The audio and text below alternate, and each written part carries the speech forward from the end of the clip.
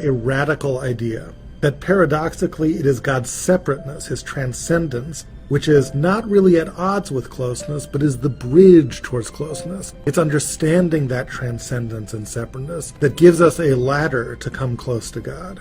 What I want to show you is that as radical as that idea sounds, it's actually a foundation of our daily prayers. We say it every day and don't even realize that we're saying it. There is a prayer which we often don't pay that much attention to. Many of us think it's kind of juvenile because when it is sung in synagogue, it's usually a little kid who comes up to the bima and sings it. It's at the end of davening. Maybe you're taking off your talis, schmoozing with your friend, thinking about Kiddush when this song is being sung. But the song which I'm referring to is Adon Olam, and it is anything but a juvenile song. It is majestic, powerful, and soul-stirring. It is Chana's thoughts which animate what this song is really about. Let me take a look at that song with you for just a moment. The song I want to suggest to you has three main parts to it. Whenever you look at biblical poetry, I think to help you not get lost with this whole maze of words, it's helpful to just ask yourself, what are the pieces here and how do the pieces hold together? So here I think is the first major piece of this song. Let's try to give it a title in our minds as we go through this. Adon Olam Asher Malach, the master of the world, the master of the universe, who was king, the Terem Kol Yitzir Nivra, even before any creature in this whole universe was ever created. In other words, God is so majestic that even when he was alone in the universe, the only being that existed in his own lofty realm, in his numinous solitude, there was majesty in that. But he was like a majestic king waiting for a nation. Nothing else existed yet. La'et na'asa b'chefzo kol. That all changed when suddenly there was somethingness out of nothingness. When all came into being according to his will, then his kingship was real. It wasn't just potential anymore. Azai melech shmo nikra. Then he could truly be called king. And now, having talked about a period of time before creation in which God was potentially king, we now fast forward throughout eons of time to the end, to the very end, v'acharei kichlot hakol, and after it's all over, when the final star has collapsed into a fiery supernova, levado yimloch nora, when there is nothing else anymore, and he is once again alone, yimloch nora, he will still be master, nora, in his awesome solitude.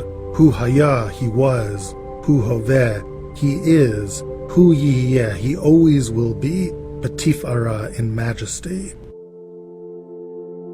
And this being, this creator, the foundation of it all, who is he? V'hu echad, he is one. V'ein sheni, there is no two. But his oneness is different from the oneness that you and I are talking about. Even his oneness is a mystery. Laham shilo, you can't analogize anything to him. In that sense, he is one. You can't say, God is kind of like X and Y. He's sort of like this. He's sort of like that. He's sort of like nothing. He is ultimately beyond anything we can experience.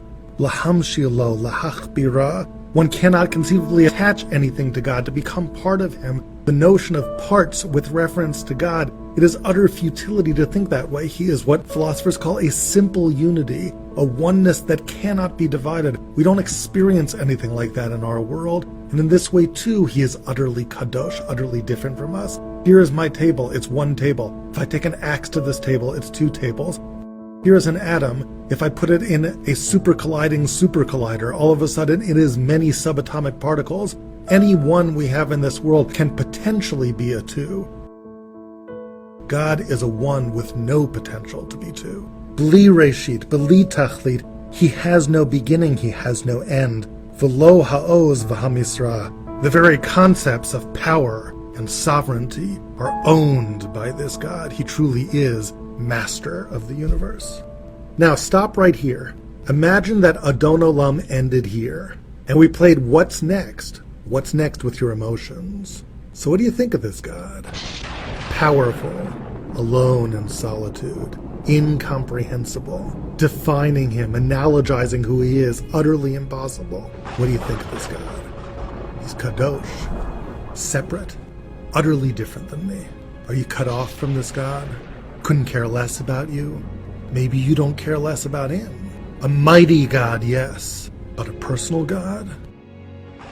Listen to the next words, a turning point, an astounding turning point in the song. The who and this God, which we've just described, with everything about him that's so incomprehensible, Eli, is not just God, he is my God. The Chai Goali, he is my living, dynamic Redeemer. He's there for me when I'm in trouble. Tzur Chevli, he is my rock, there's that word from HaShana, my foundation stone, but not just the foundation stone of the universe, my personal foundation stone when I'm in trouble. Be'et Sarah, whenever I find myself in narrowness, he can help me break out of that. Hu Nisi, he is my banner. I hold him aloft in times of triumph. I revel in my association with him, umanosly, and in times that are terrible, I find refuge in him. He is there in my triumphs. He is there in my agony. Menas kosi biyom ekra. He is my portion all the time. Whenever I call to him, I find him there for me. That is part 2. And now part 3.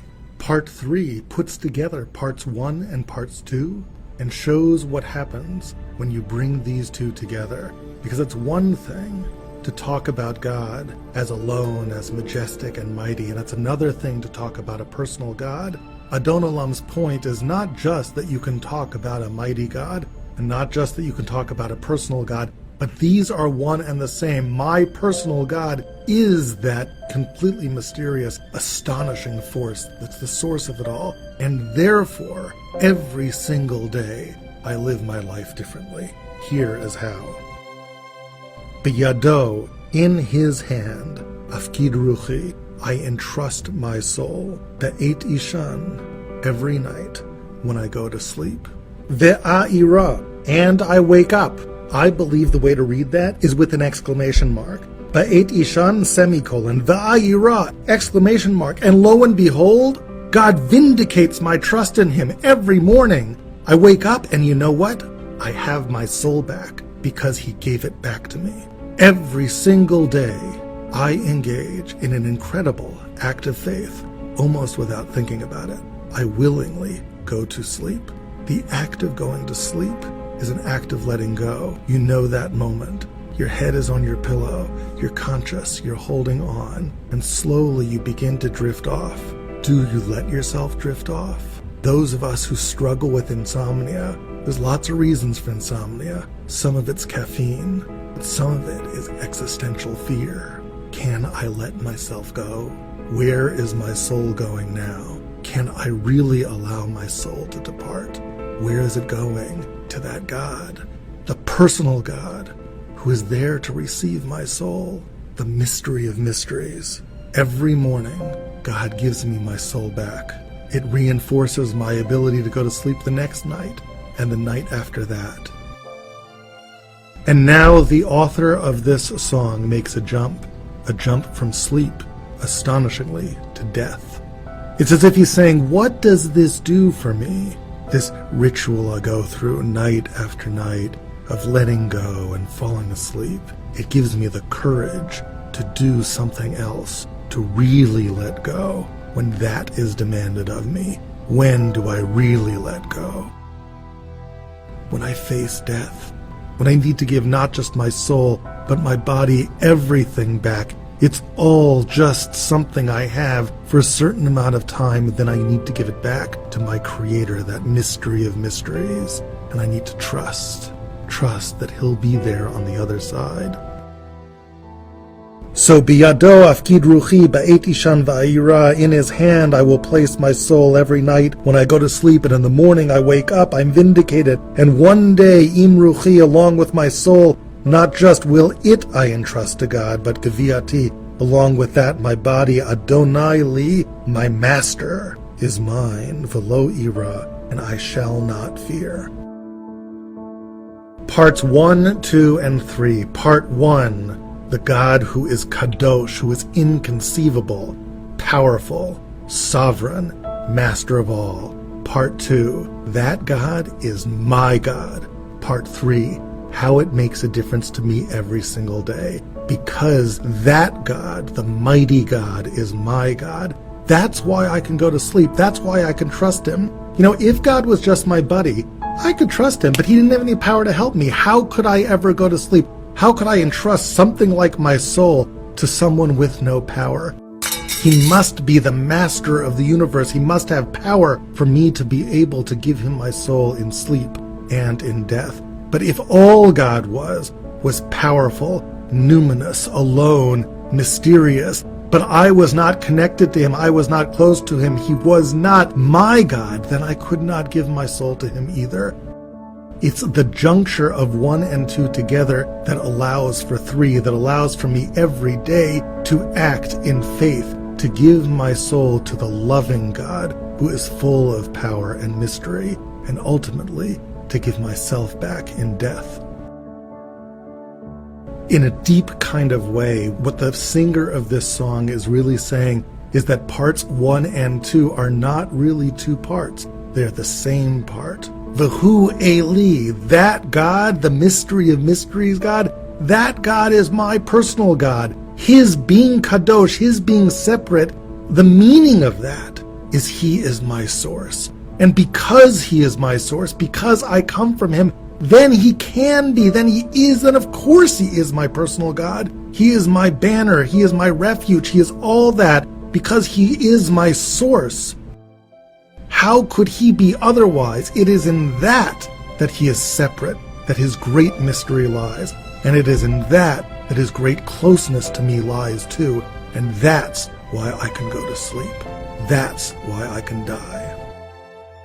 So here we are now, facing Rosh Hashanah, facing Yom Kippur, facing these days of awe. We're going to spend most of our time in synagogue and shul, and we're going to spend most of our time in prayer. The Machzor forces us to confront the majesty of God, but let us not be intimidated of this majesty and relinquish the task before us.